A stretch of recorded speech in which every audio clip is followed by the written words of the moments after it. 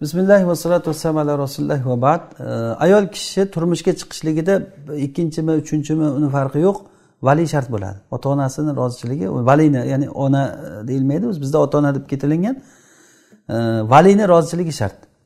Valisi yo uni otasi bo'lmasa uni o'g'li, yosh katta o'g'li bo'lsa, agar o'g'li bo'lmayotgan bo'lsa, akalari yoki amakilari va hokazo shunday yaqin qarindoshlaridan vali bo'ladi unga.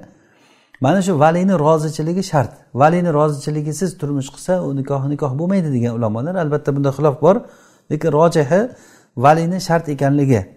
Vali shart. Nechinchi turmushi bo'lsa ham, u bokira bo'lsa ham yoki turmush qurgan bo'lsa ham valini rozichiligi shart bo'ladi. Keyin iddada turgan ayol 3 oy 10 kun ko'chaga chiqmaslik kerakmi degan savol o'zi bu savolga javob shuki, iddada turgan ayol nima uchun iddada turibdi, shuni bilishimiz kerak.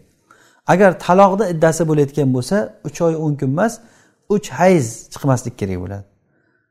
Ya'ni chiqmaslik kerak degani qanday? Iddada hisoblanadi. Bu hojatsiz ko'chaga chiqmaydi va kechasi uyda tunaydi. Iddani hukmlari, ya'ni iddani hukmlari bor o'ziga yarasha.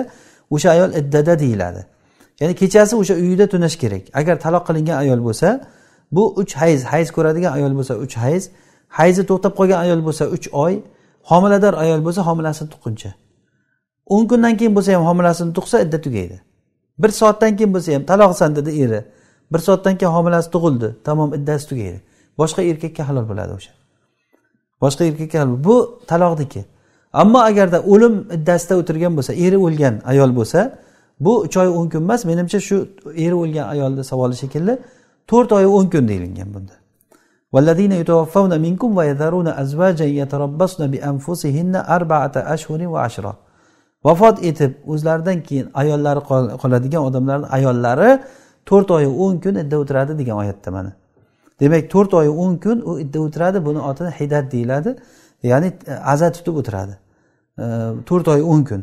Bu ham 4 oy 10 kun o'tirgandan keyin iddasi tugagan hisoblanadi. Vallohu a'lam.